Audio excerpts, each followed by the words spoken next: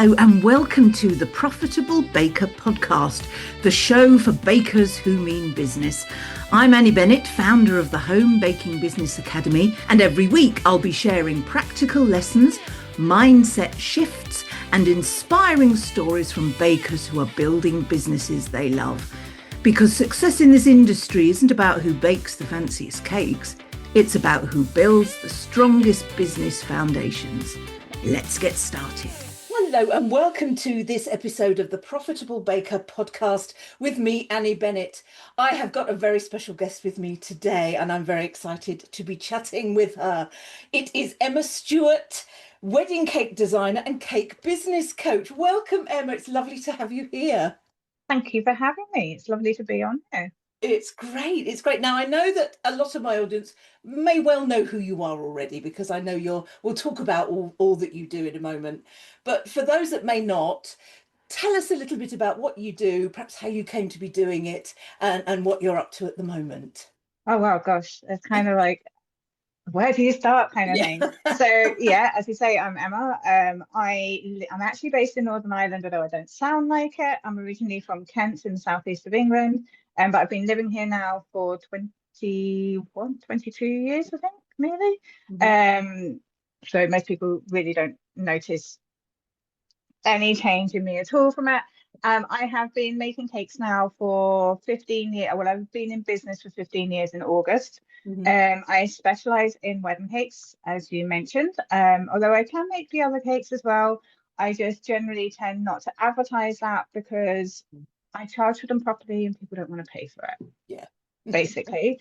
So the celebration cakes that I do are regular like customers that come to me or couples that come back to me, and they understand the value that goes into it. And I also teach and coach as well. So I run an online academy called the Luxury Cake Academy, and I have a free group as well, the Emma Stewart Cake Academy too. And in the Luxury Cake Academy, the LCA is what we call it. I would do everything from cake skills to sugar flour skills to business stuff. It's a real mix. And I try and take it led by what the members want, as opposed to what I want to impose on them, if that makes sense. So if we need to do multiple discussions about cake pricing, we will do that. And we do it as a discussion because I think it's something that shouldn't really be dictated to somebody. Mm-hmm. Because it has so many personal variants within it that I sometimes think that people forget. But I do actively still make wedding cakes, so I am active in I am navigating the whole world of all these changes that have been going on in the cake world. And I think for me, that aspect of it is really important. How did I get into cake? I made a first birthday cake, so it's very similar to a lot of people's other people's stories. I made my eldest first birthday cake. He will now be 17 in September. Come in. And friends of ours had just got engaged at the time and were like, "Oh my God, can you make our wedding cake?" I'm like, "Are you for real? Are you looking at the same cake that I'm looking at?" kind of thing. And they were like, "We just got a single tip and some cupcakes," and I'm like, "Well, I won't be offended if you choose to go elsewhere." And that was in the September, obviously. And then by the August of the following year, I was in business. Wow. Because practicing and like, then another friend was like, "Oh, can you make me some cupcakes for this?" Because it was mostly cupcakes to start with and the odd little cake because that's what they were looking for. But I also have a family connection to it. So my grandpa, I knew he had worked in a bakery many years ago, but didn't stay in the bakery. Didn't really understand why, but he ended up working in a paper mill. But when I was very small, sort of in my around sort of 10, 11, 12, I would, up until that sort of age, I would have done a little bit of baking with my nana, and then I'd have done some decorating with my grandpa. So he taught me my very first rose made with like, I think it was a form of icing, or it might have been a marzipan. I can't remember. There was no cutters involved, and it was all done by hands, and it definitely looked like a cabbage. And then I didn't do anything from that point onwards, and it wasn't until 2018 when my nana had passed away, and I actually spent a bit of time with my grandpa. I'd flown back over, and I took flower stuff with me because I had so many weddings on, and I needed to make some of my sugar flowers and stuff. And I was talking to him, and he brought me down his some things that he thought I might be interested in, but I could throw away if I didn't want them. And it was his book from doing his training, his apprenticeship, and it was his piping nozzles. And I was like, well, I'm obviously not going to use your piping nozzles because they're so old, but I Yeah. have them in a frame. I box Oh, frame them, and I yeah. still have the book. But he also told me that the reason why he didn't become a wedding cake designer, which was what his dream had always been, Mm. and it was because back in the days of when he did his training, in order to do an apprenticeship, you had to take a pay cut. So Oh, he was working in a bakery, but to do the apprenticeship, which they wanted him to do to become a master, what was called a master baker back then, yeah. he had to take a pay cut, and his dad refused to sign the paperwork Oh, because it meant taking a pay cut. yeah. But the bakery still did all the training with him. His mum had bought him the book so that he could do the Mm. novels. He did all the training, but he couldn't get the certificate at the end of it, so he could never go on and get a job as a master baker. Oh. So he had to step Oh. away from the industry. And being self-employed wasn't Mm. the done thing No, back then. no. And it's so much easier to do it now. So Yeah, like he was always my biggest yeah. like Oh, I can cheerleader. imagine, yeah. So yeah, I having not known the full story until I was already well into my own, like Mm. 7, 8 years into my own journey was insane. Yeah. So yeah, Oh, that's a what a bit of lovely like the story. background into how I got into it. Oh, what a lovely. So you're sort of taking up the mantle and sort of doing it for him, really. Oh, that's lovely. Kind of, like it kind of almost feels like that. It's like it feels like it's just meant to be part of me. So even if I didn't continue doing it as my profession, I would still be dabbling in it because Mm. I just couldn't. I could never imagine wedding cakes not being a part of my life. Yeah, yeah. Um, because I just love everything about them. Mm. Yeah. Oh, and it's I don't do them anymore for health reasons, but when I was doing them, the actual feeling that you are a major part of someone's day is incredible. And I know that you do it in a certain way, don't you?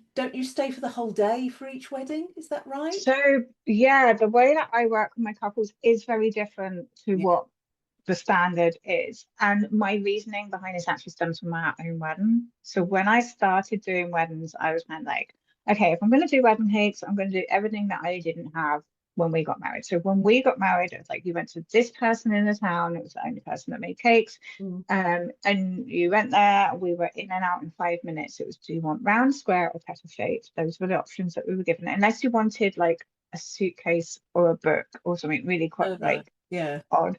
Um, and and then it was like, do you want flowers on the cake? That's fine, we can match those. And they were like the pre-made, pre-bought flowers. Right. And do you want a topper on your cake? I'm like, I suppose so.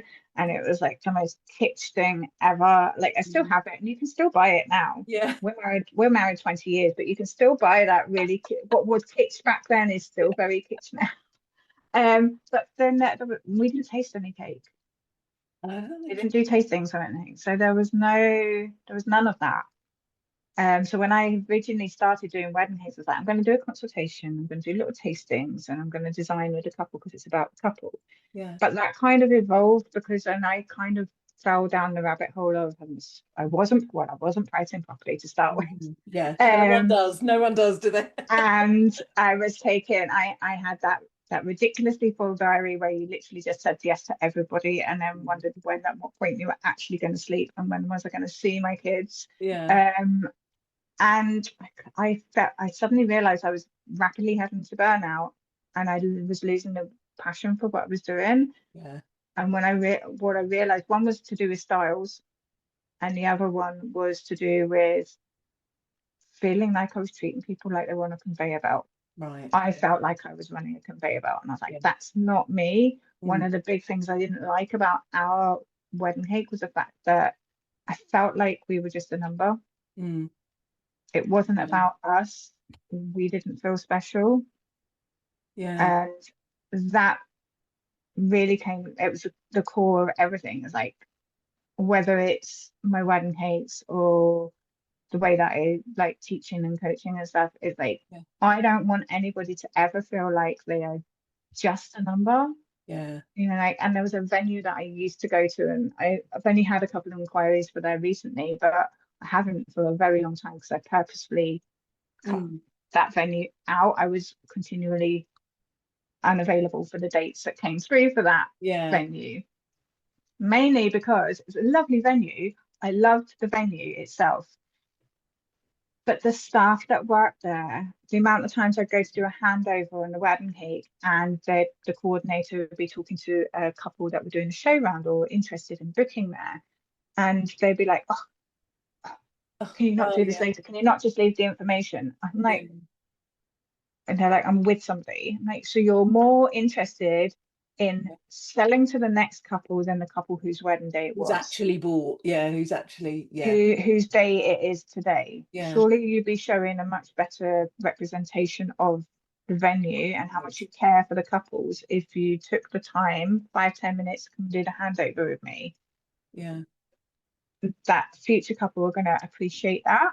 Yeah. But they weren't bothered about that. And I was just like, no, I can't do this anymore. And then having to wait for photos from photographers. And some photographers can be very protective over whether they'll let you have stuff. And some of them were like, oh, you can have things, but it's going to cost you X, Y, Z per image. And you're kind of like, are you kidding me? And then the cake makers are usually one of the last people to hear whether everything was okay. Oh yeah. Did I hit the brief? Is everything okay? So that kind of escalated and has grown over the years. So now usually it works out maybe one wedding every 3 weeks, every 2 to 3 weeks.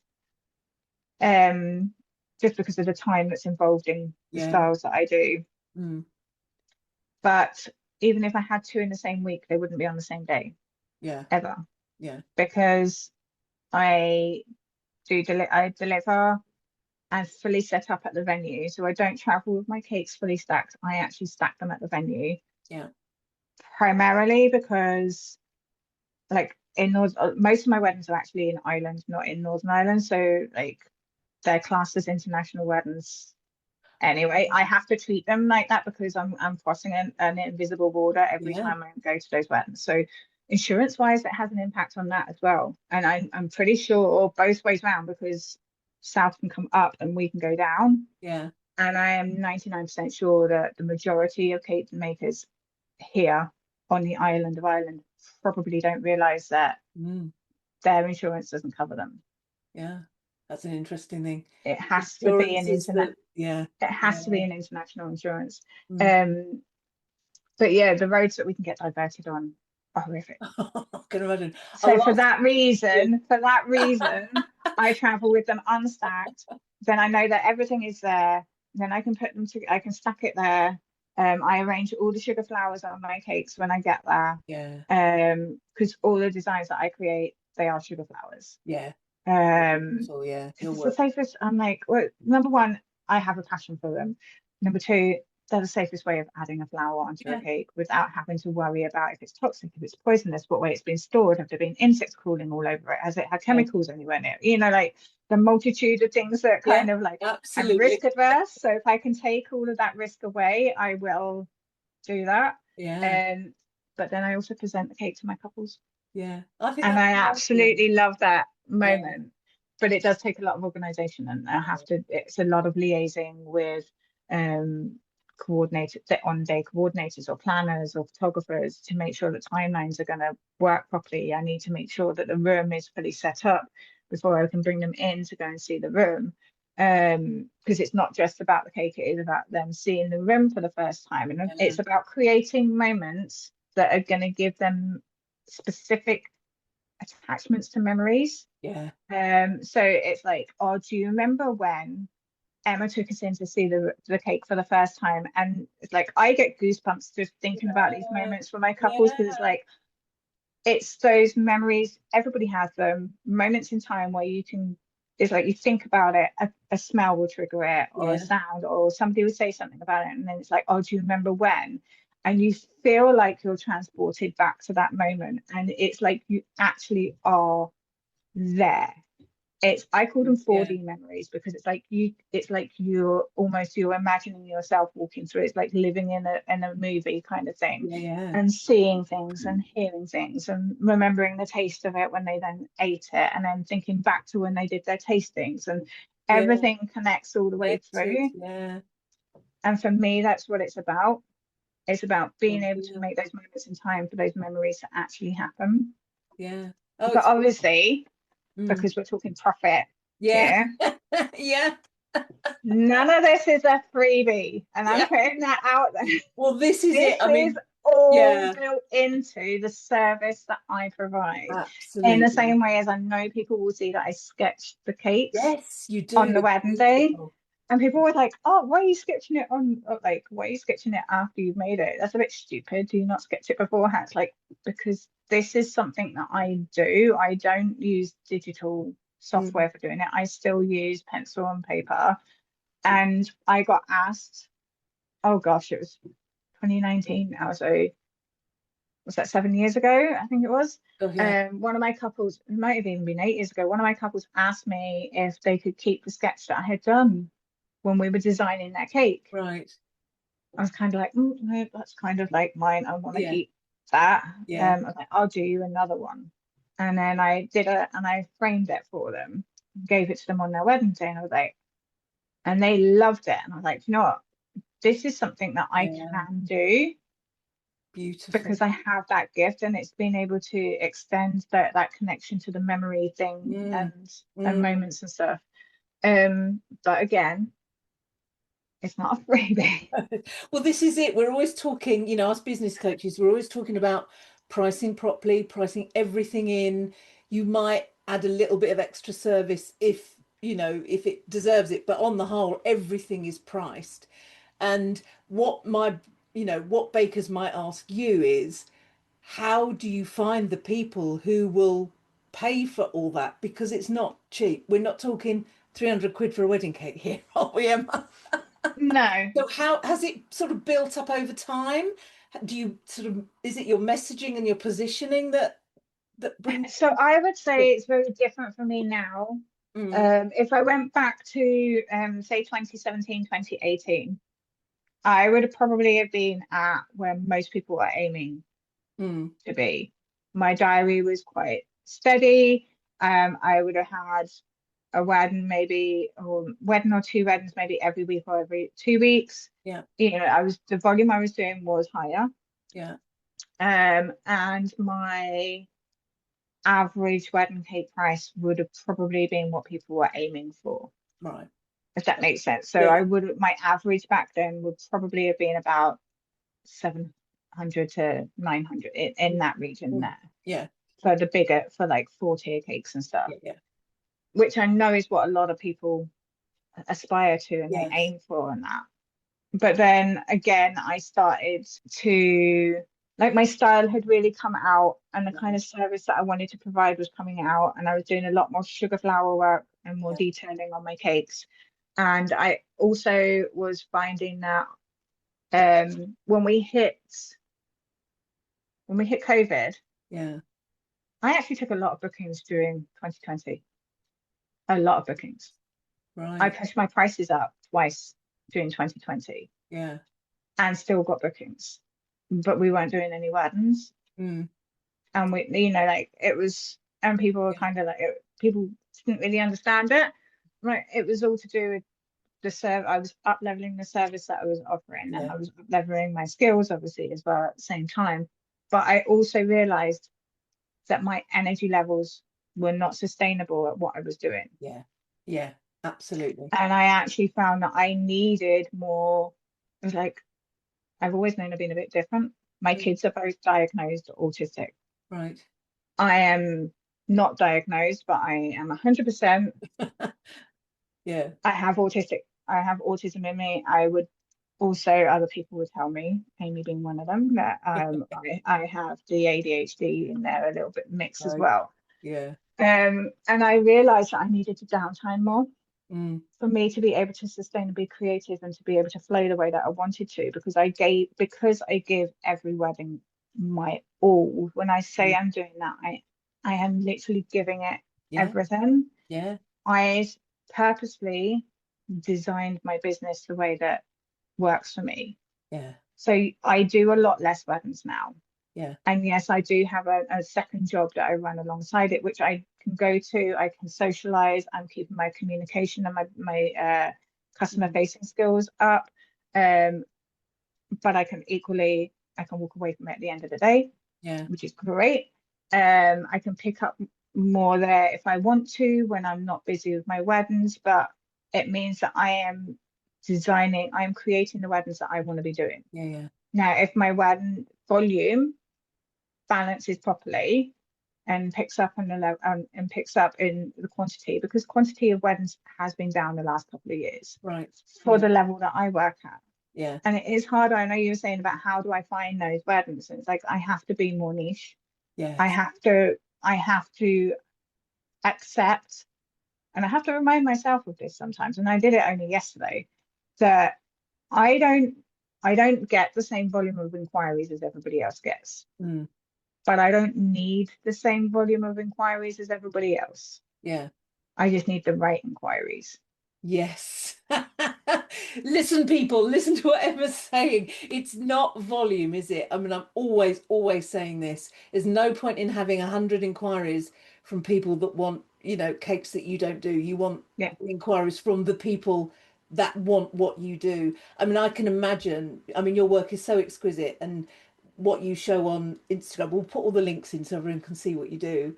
But I can imagine there are couples out there, brides particularly, because it's generally the brides, isn't it? That generally, that are looking at your work and go, that's what I want, and I'll pay whatever it needs to have it. And that's where a business needs to get to, isn't it? Where you're, I think what we've found though in the last couple of years that has been one of the things that has been a hindrance to those who work at the higher end level to a certain extent, was when TikTok took off, when everybody was in lockdown. Those who, and I've got nothing against people who came into the industry well at that time. It's not about that, because I came into it because I made a birthday cake, and we all fall and stumble into it at some point along the line, and it coincidentally happened when TikTok was really taken off at a time when lots of people had free time. Yes. Whereas actually us who were professionals already in the industry, it wasn't free time. This was we need to kind of work out how, our entire what am I going to do now? Business just disappeared. We didn't have furlough payments or anything like that. No. So we didn't have that opportunity. We didn't have spare cash lying around to be able to spend hours creating content for online and stuff. But these businesses, the ones that have come through, they're very used to social media. They're very used to filming everything and turning it around and putting it out there. But they've also documented their whole journeys. But they also went into we knew it happened when we started, how you kind of look at what pricing everybody else was charging, what prices everybody else was charging, but you would have had to have got a brochure or looked on a website or made an inquiry or actually ordered a birthday cake or something, to find out roughly what people were charging in your area, because we were very much still very local to your area. Now it's all documented and out there for everybody to see. Here's what I made as a 24-year-old baker this week, for example, and there'll be like a whole stream of orders, and they'll have been charging very small prices on them. And I'm like, so everybody's seeing this, and there's ones that do it with wedding cakes as well. And this is what I charge for this wedding cake. But that's fine if you've got from it to me, it causes friction with me, that thing. I'm like, yes, I want people to know. It's great that people know what a wedding cake should cost. But equally, that is that couple's cake. Or that customer's cake. And have you asked permission to be giving that information out? Because technically it's a GDPR thing. And if you haven't got permission, you shouldn't be putting it out there. Yeah, absolutely. Because how do you know that customer or couple don't take an issue, won't take an issue with you broadcasting to everybody what they have spent on their cake. On their cake, yeah. But Yeah. the ones that are putting out the lower prices, obviously these are what are being seen a lot more by people. So they're being educated that this is what a cake should cost, when actually what those people are charging is not enough. Mm. They're not paying themselves Yeah. a minimum wage. And they're like, oh, but I do X, Y, Z, and this is how much I bring in a week. I was like, okay, but if you have a quiet week and you only have 2 orders, are you able to live on that? Yeah. Yeah. It's you know, And they everything don't else. understand. It's like Yeah. you're designing it the wrong way. You need to you almost need to reverse engineer it. What's your minimum that you need, Yes. Yes. and how many orders in the year do you want to Yes. be doing? And then split that down into monthly, and Yeah. then split that down into, like, work it backwards and Exactly. engineer it backwards. Work out what you deem to be your value and your worth. Yeah. Not me telling you. The Yeah. only thing I will ever tell anybody is you need to be paying yourself at least minimum wage, At least, if not more. Yeah. at least. Yeah. But just remember that what you're doing, of all of the skills that you do, probably 80% of it is not minimum skilled. Mm. Oh, absolutely. And at least 50% of it is a highly professional skilled work. Yeah. Yeah. Yeah. So therefore, if you're a highly professionally skilled work, I always equate it to things like, if you go to a mechanic, Mm-hmm. you'll pay it. We all know mechanics cost a certain amount of money, but the reason that we pay it is because their expertise, their skills, and their knowledge, and all their training experience and everything else behind them is in that field. This is what they do. They know their stuff. They will, like, they're the people that if your car's not working, you're going to take it to them, and they're going to make it work and make sure it keeps working.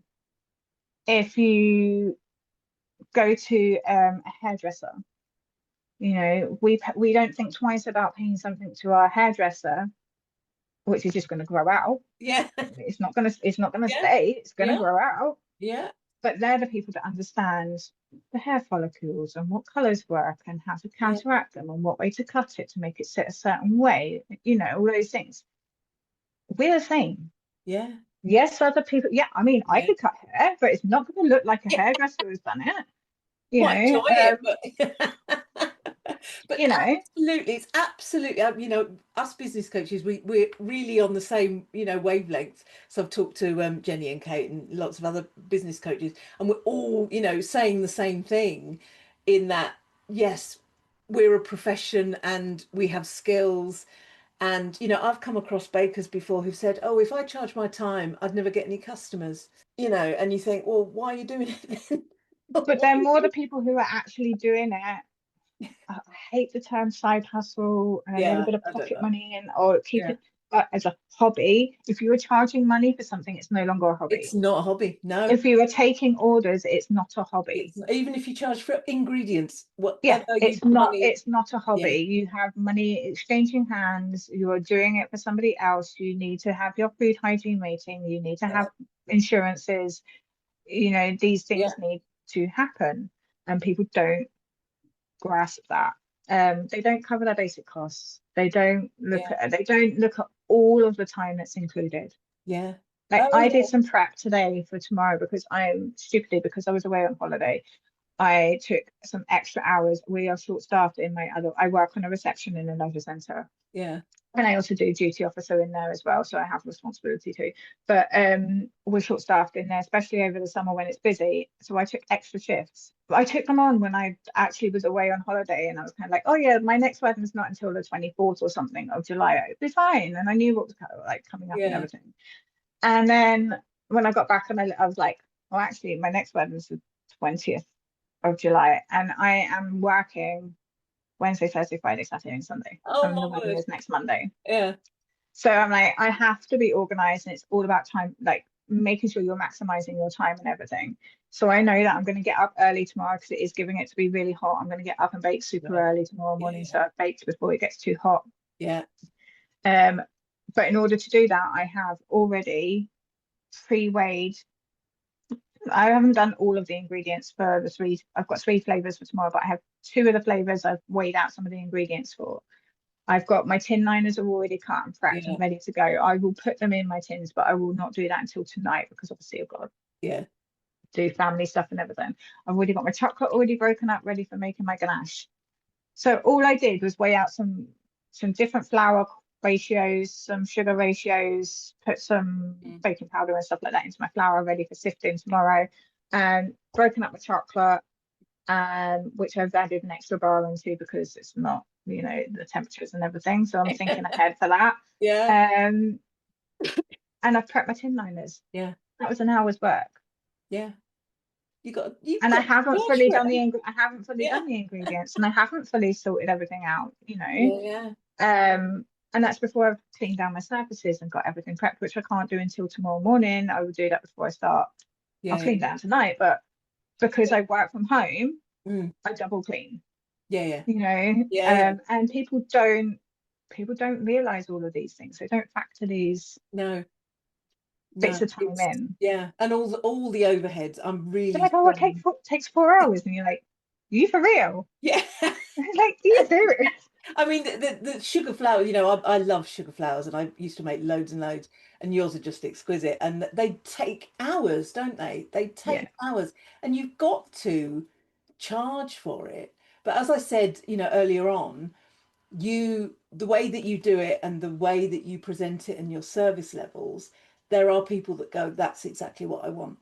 And that's what you have to do in this industry, don't you? One of my couples last month, Emma, her wedding was down in Tankerstown House, and which is in Ireland, and her cake was a lot of people would describe it as very simple.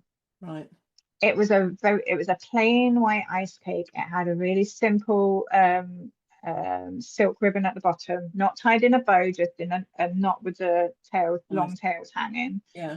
And then sugar roses, but reflexed ones, you know, where the petals are fold, you know, like how the florists fold them back to really open and style them out. So she had white sugar roses on her cake. There was no greenery, no rose leaves or anything like that. It was entirely based on the inspiration images of the bouquet that she was going to be having from the florist. Yeah. And it was just these roses, reflex roses. And I'd worked with the florist before and everything.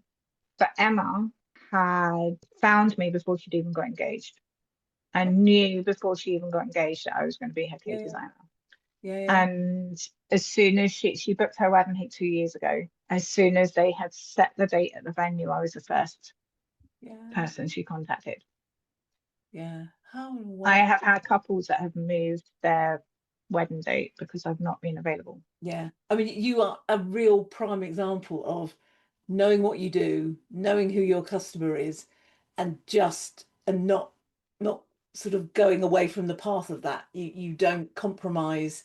You say, this is what I do, this is what I don't do, because I know you don't do, you know, buttercream cakes or semi-naked cakes or anything like that. I know you don't do that. But other people do that. That's fine. You know, leave that to other people. But your style and the way you do things, and it's true, isn't it, that brides, I say this to people all the time, that brides are planning their wedding way before they're engaged, way before they've even met the person they're going to marry.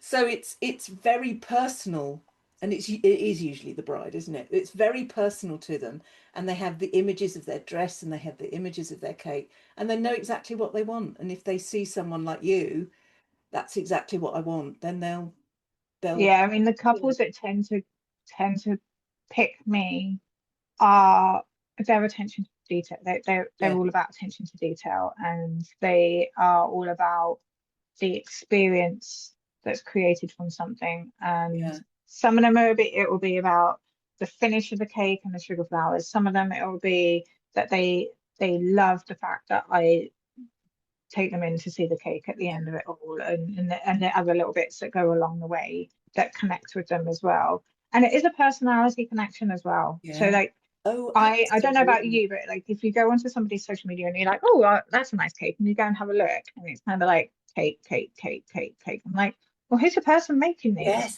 Yeah, and I'm the same with flowers and with florists. I'm like, it doesn't matter what it is. It's like if I go on, if I see something and I'm kind of like, oh, I like that, and then you go and have a look on that, like it's usually Instagram. Go and look at their feed, and you're kind of like, but who are you? Is it? Yes. Who's I want to see the face behind So everything. true. I say this all the time.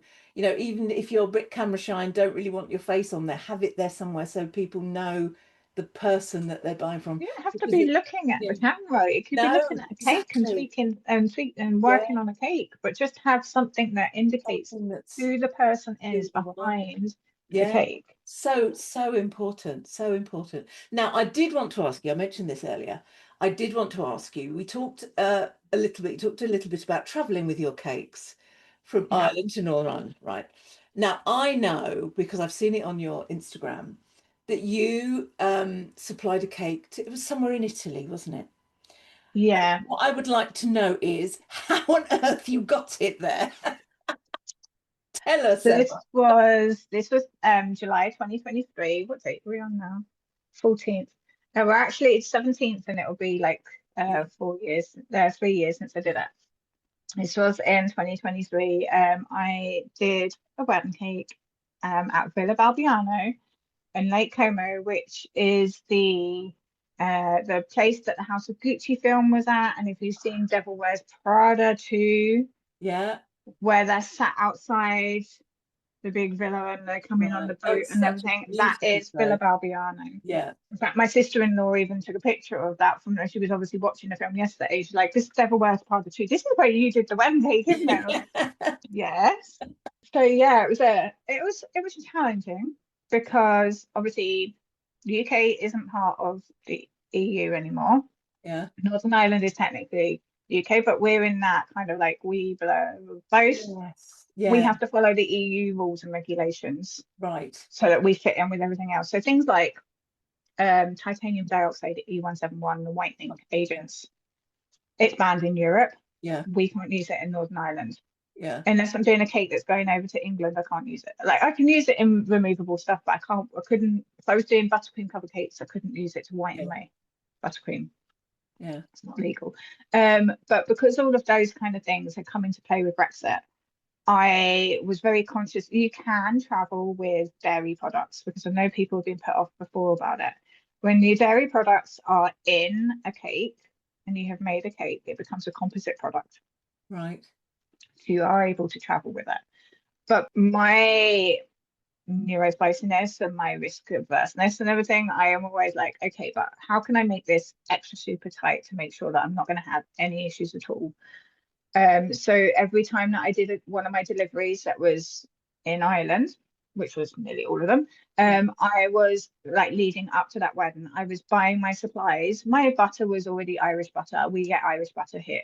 Yeah. But I bought my eggs in Ireland. I bought my chocolate in Ireland. I bought my cream in Ireland. You know, like all of the dairy-based stuff was Right. bought in Ireland, and I had receipts that I paid for it in euros, you know, so that it had traceability and it was a product that was coming from there. Yeah. I actually took an assistant with me, Right.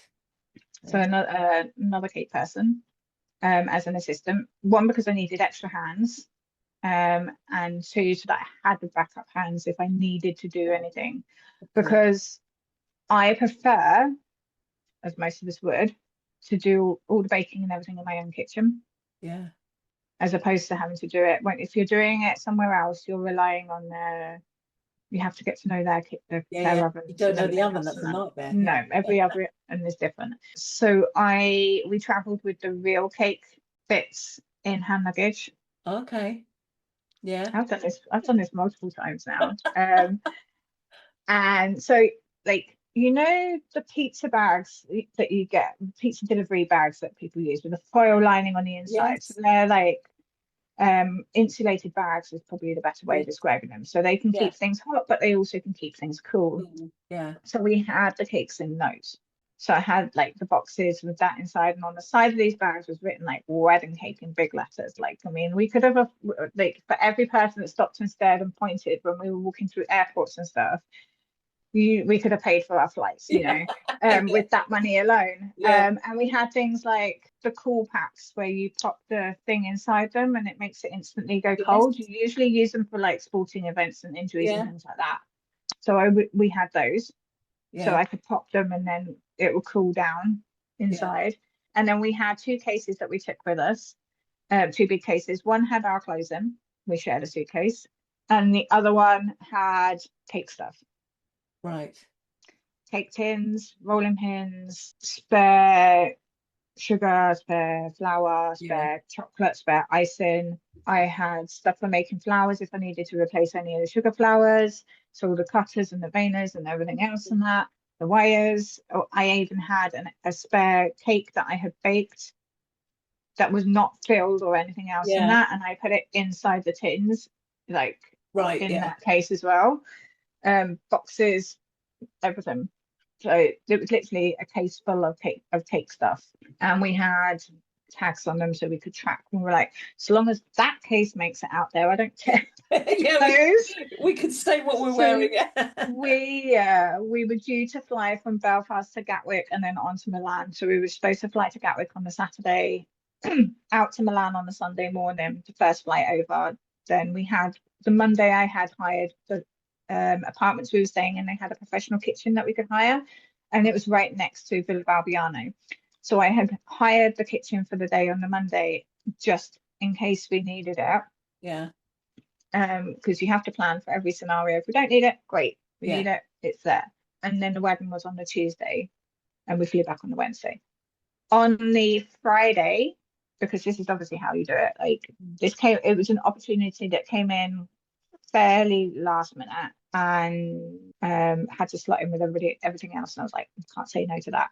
But we were actually on family holiday, visiting family back in Kent the week before, so I'd done lots of forward planning and everything else, and that we were coming back on the Friday for me to then be heading back out again on the Saturday, ironically.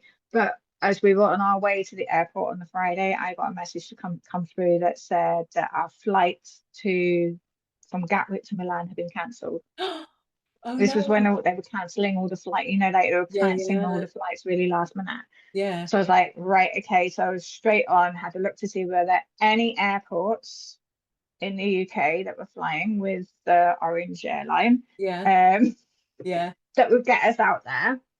There was nothing that was going to get us out there before the wedding. So then I ended up having to book us with a different airline, but flying from Dublin. But we had to fly on the Saturday in order for us to be out there in time. So we had to, I booked it, or I booked a hotel for out there because we were getting there a day early. So instead of leaving Saturday evening and then flying out to Milan on early Sunday morning, we actually flew Saturday lunchtime straight from Dublin to Milan, to a completely different airport. We had to arrange travel down to the airport. I lost time for turnaround because also our flight that we were taking back on the Friday was delayed. Oh my word! So we lost that time. We got to Dublin. We flew out to Milan. We got there obviously a day early, so we had a different hotel at the airport. Then we had to change our pickup connections to pick us up from there because we had a car, or I'd used an independent travel agent to do a lot of coordinating on it for me. They were meant to give us a bigger car so that we had space for the cases to go into the boot and things to sit flat and that, and they didn't. We made it work. So I mean, it was fine. Everything was fine. I think the biggest issue was lack of communication from the planner. I mean, the planners were international, they're international planners and stuff, and they're amazing. They do a lot of big weddings, but they didn't understand that I needed time for setting up the cake. They hadn't actually built in any time for setting up, putting the cake together and stuff. You'd know that, wouldn't you? I know. So I'm not sure what way it normally works for them and stuff, but like the cakes in Italy, they're not done until late in the evening. Okay. So they don't go out until late in the evening. So I do, but all my photos are daytime photos. Yes. Oh, they're beautiful. Just beautiful. Yeah. Really. And the amount of times I get asked, how did you take the cake out into that heat in the middle of in July? And I'm like, I decorated a dummy to look exactly the same as the cake. So the top two parts of that cake were always going to be dummy bits anyway, but the bottom square was going to be the real tier. So I actually had a duplicate of that bottom tier. Yeah. So I took the full dummy out and photographed it during the day, and then the real cake was in the kitchen, staying nice and cool in the air conditioning and everything else and that. But then I set it out in the evening, and it was still really warm in the evening. And I had set it out at like 10 o'clock, I think it was. It needed to go out. Gosh. And then I kept going. No, it was 9:30. I think it was about 9:30. Yeah. I actually got to put it out onto the stand and everything. And then the planner kept coming down to me. It's like, one of her team, is the cake okay? I'm like, the cake's fine. Why? There's just been a little bit of a delay. We're running a little bit behind. I'm like, that's fine. Oh, and then they came back down again. Like, it was literally time that they were supposed to be doing that. Yeah. It was supposed to be fireworks and then cut the cake. And then it was like, oh, I'll cut the cake and then fireworks, but everything got delayed. I have pictures of the cake with fireworks behind it, and this is before the cake's been seen and everything, because the fireworks went off. But they come down to me and they were like, is the cake okay? And I'm like, cake's fine, why? They're like, the groom missed the aerial balloon artist. He was apparently in the toilet, so they have managed to persuade him somehow to re-inflate the balloon and do it again, but without the music, because they've gone past the music curfew. What a wedding! Like, I don't know how they managed to do that. I'm thinking I do, because money was no issue. Yeah. But it was one of those weddings that the guests weren't allowed to have anything that would photograph or video record or audio record. Right. It was like that kind of wedding. I'm like, yeah. I charged properly, but actually for all the logistics and everything else and that went in, that were involved in everything else, it was the first time I'd done something like that. I was like, I really should have charged more. Yeah.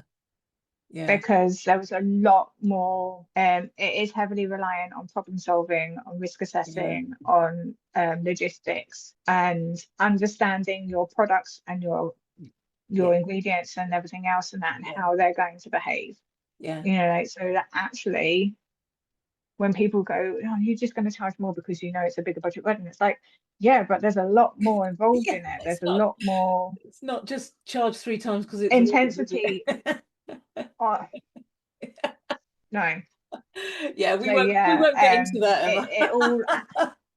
It all adds to the experience, but then it's kind of like, so how do you? I'm used to. We were saying about driving down the road and about how most cake makers would be anxious driving down the road and stuff. And like, well, that's one of the reasons why I don't travel with my cakes stacked, is because it eliminates a level of risk.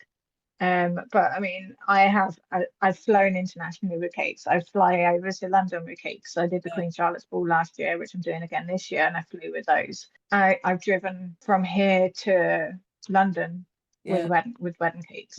It doesn't. People are like, oh, how far do you go? Because people always think their business needs to be very local, and like when we were saying about how do you attract the right couples and the right customers. You have to think completely differently, because most people, when you speak to them, they'll all be like, think of your location, you need to hashtag particular areas and stuff. And I'm like, well, that's great, but my couples can be from anywhere. My last couple were American. My couple next week are originally from they're American, but like they're family from here. 2 of my past couples this year, other than the last one, were destination weddings. I have an inquiry sitting in my inbox at the moment that is a couple that are in Ohio. So you're only really limited by your own limitations, aren't you? If you put limits on yourself, then you're going to reduce the amount of opportunities that you have. I'm like, I really want to do more international weddings. Yes. Like, somebody book me. I'm like, I've been here and here, so when are you gonna? Who's gonna book me next? So it's like, wherever there's a cake, like you've got a wedding or an event, I can go. You can go, absolutely. Oh, that's just brilliant. This is brilliant. We need to finish it there because we've been talking for ages. It's been so lovely talking to you. Easy. We will put all your links in the notes, but if people want to have a look at your work or find out more about what you do, where can they get in contact with you, Emma? So I'm on all the normal socials. Instagram is probably the best place to have a look at. Was the bulk of my work and everything. Especially if you want to see things like the behind the scenes and stuff like that, because I do a lot of behind the scenes video, and they're all in my reels.